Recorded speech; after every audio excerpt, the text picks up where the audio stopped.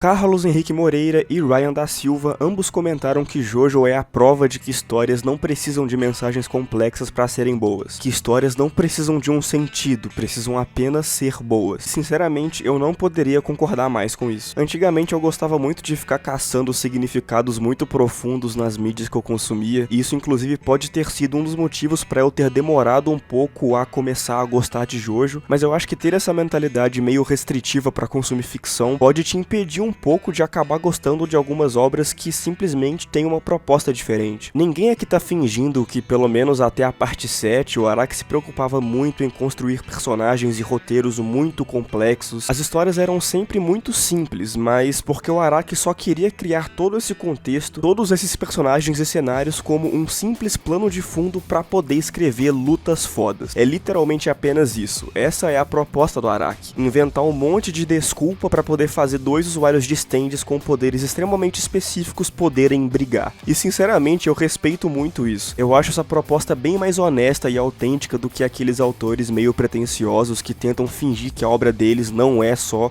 um shonen de lutinha e ficam enfiando debates filosóficos na história o tempo inteiro, mas sem saber fazer isso direito. Isso acaba criando uma atmosfera meio contraditória pra história, sabe? Mas isso não é pra dizer que JoJo não oferece nada mais do que lutas fodas, é óbvio que não. Conforme as partes vão avançando, fica bem claro que o Araki consegue sim introduzir debates e arcos narrativos bem complexos e articular tudo isso muito bem com a proposta original da história. Eu acho que o Araki consegue fazer isso muito bem justamente porque ele nunca perde o foco da história que ele quer contar. Até mesmo na parte 7, que eu considero a mais complexa e maestral de todas, o que você tá lendo claramente ainda é um mangá de lutinha, ainda é JoJo e ainda tem luta de stand. Essa é a essência de JoJo, de que tudo na história é apenas um plano de fundo para lutas fodas poderem acontecer, nunca é perdida. E ela fica ainda melhor quando o Araki vai aperfeiçoando sua fórmula e usando ela para explorar conceitos cada vez mais incríveis. Vitor Henrique comenta: deixando as piadas um pouco de lado, eu creio que a mensagem de JoJo é mais sobre família, principalmente aquela que você escolhe. Esse é um aspecto bem interessante da história de JoJo, um que eu nunca tinha parado muito para pensar. Parece meio contraditório falar que a mensagem seria sobre a família que você escolhe, sendo que essa história é literalmente sobre uma família biológica mesmo, né, uma linhagem. Só que eu acho que isso faz um certo sentido porque a maioria dos descendentes dessa linhagem praticamente não interage. Alguns JoJos inclusive nem sabem que os outros JoJos existem. Então, apesar dessa história ser sobre uma família biológica, a maioria dos laços genuínos que a gente vê se desenrolar em todas as partes são de amizades genuínas e escolhidas mesmo. Isso é algo que o Araki sempre deu muito destaque, que no caso são os relacionamentos entre os personagens. E eu arrisco dizer que é o principal apelo de JoJo depois das lutas de stands e dos designs dos personagens. Na parte 3 ele estabelece essa dinâmica grupal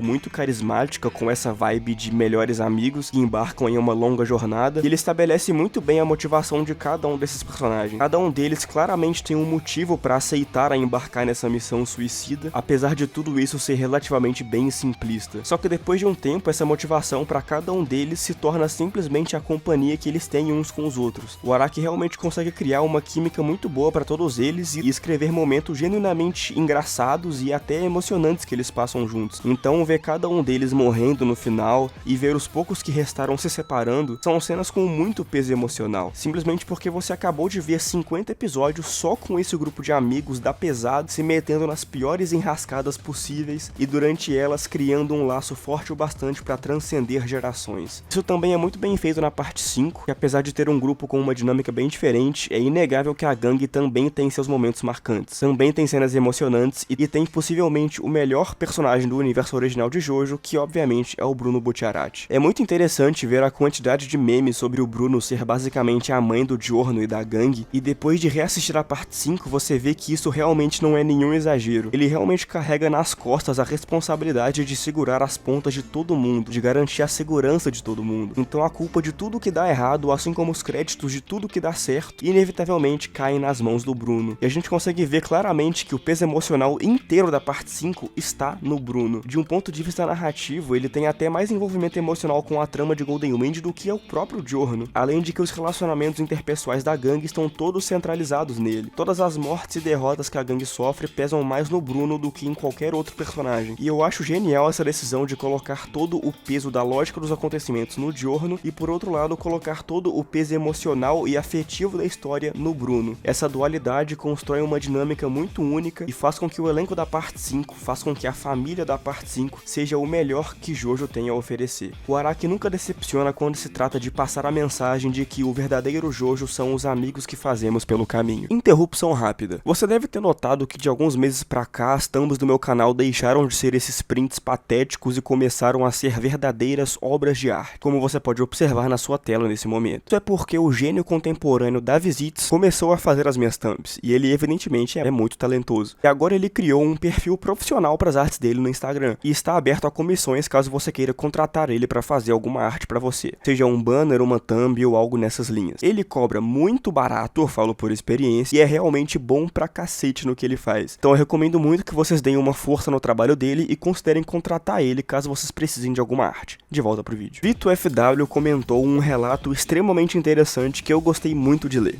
Ele disse: lembro como se fosse ontem de estar tomando café, comendo bolo de chocolate e vendo Phantom Blood pela primeira vez. Não é bem uma mensagem que Jojo estaria passando, mas Jojo pra mim tem esse sentimento de que o tempo passou, como se reassistir fosse olhar vídeos de anos atrás que encontrei na galeria. Jojo então me marca muito por isso de aproveitar momentos, de viver o agora, pensar no futuro e guardar o passado com carinho. No meu primeiro relacionamento eu ficava falando de Jojo com a garota, era divertido demais. Jojo acompanha minha vida fazem 5 anos, mas parecem décadas, de tantas memórias boas com esses amigos 2D. Cara, pra mim essa é a maior graça de consumir ficção, a forma extremamente única e subjetiva que cada história pode afetar uma pessoa, ao ponto de que até um anime de lutinha que nem Jojo pode gerar esse tipo de reflexão extremamente profunda nesse cara aí, por exemplo. E eu até cheguei a mencionar algo parecido em algum outro vídeo, sobre como, por Jojo ser uma história muito longa, que se passa ao longo de mais de 200 anos, quando você termina Jojo, você realmente tem a sensação de que você presenciou o início e o fim de uma era. Você realmente sente a passagem do tempo, tanto da obra quanto da sua vida real. Você percebe a história amadurecendo junto com você. Você percebe esse autor chegando cada vez mais perto de masterizar a própria forma. E tudo isso está bastante de acordo com o que o Vito falou. E Jojo realmente passa esse sentimento da passagem do tempo, de olhar para o que você experienciou no passado com carinho, de viver o presente com as pessoas que você ama e a família que você escolhe, e de receber o futuro com braços abertos. E para os meus inscritos que, como eu, já têm um pouco mais de 20 anos, eu imagino que esse sentimento da passagem do tempo já é algo que ocupa bastante espaço da sua mente. Essa sensação de que o tempo tá passando cada vez mais rápido, de que os anos estão cada vez mais curtos e que você precisa de alguma forma aproveitar ao máximo o presente, porque daqui a pouco ele inevitavelmente não vai mais existir. E cara, eu tenho quase certeza de que o Araki não tinha isso em mente enquanto ele escrevia Jojo, mas eu também não acho que isso invalida essa interpretação da obra. Na minha opinião, histórias não estão necessariamente limitadas às intenções do autor. Histórias podem significar infinitas coisas diferentes para inúmeras pessoas diferentes. E eu gostei muito da brisa que esse cara tirou, dessa relação e desse sentimento que Jojo tem com a passagem do tempo.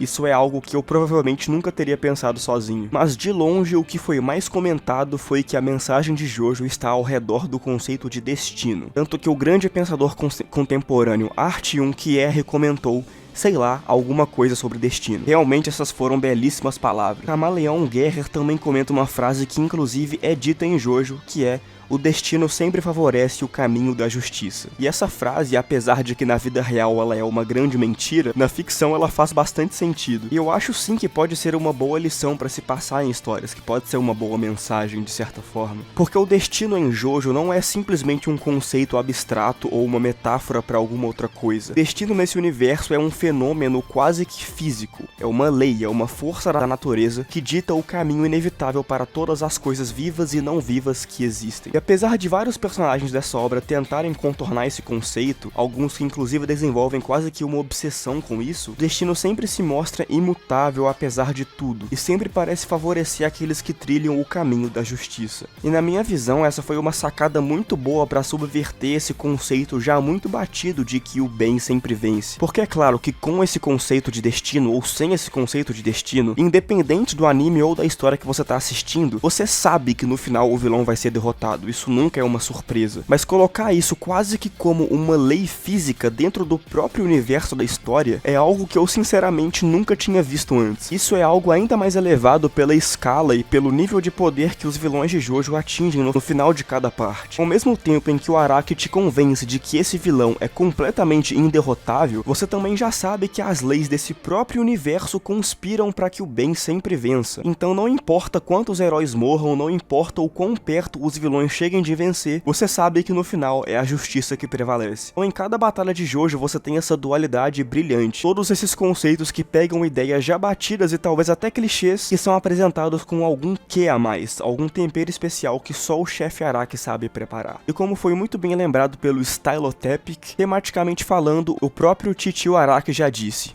é uma celebração à humanidade, celebração da família, dos laços do destino que nos conectam. E essa mensagem faz muito sentido analisando a obra que o Araki construiu. É uma celebração, é uma história clássica, épica e otimista sobre o infinito embate do bem contra o mal. E essa é certamente uma das mensagens de Jojo. Agora, voltando nesse conceito de que o destino sempre favorece o bem, uma possível dúvida que isso possa gerar em alguns de vocês é que isso, de certa forma, tira o mérito dos personagens da história, tira o mérito dos protagonistas. Porque já que tá tudo destinado mesmo, a gente não tem motivo pra torcer por eles ou até pra gostar deles ou achar que eles são fodas. Já que é tudo destino, não existe livre-arbítrio e não existe mérito. Tudo aconteceu como era pra acontecer e não existiria graça nisso. Bom, eu já vou adiantar aqui que eu não acho que esse conceito de destino tira a graça ou o mérito dos personagens, mas isso é uma ótima ideia para um outro ótimo vídeo, então até a próxima.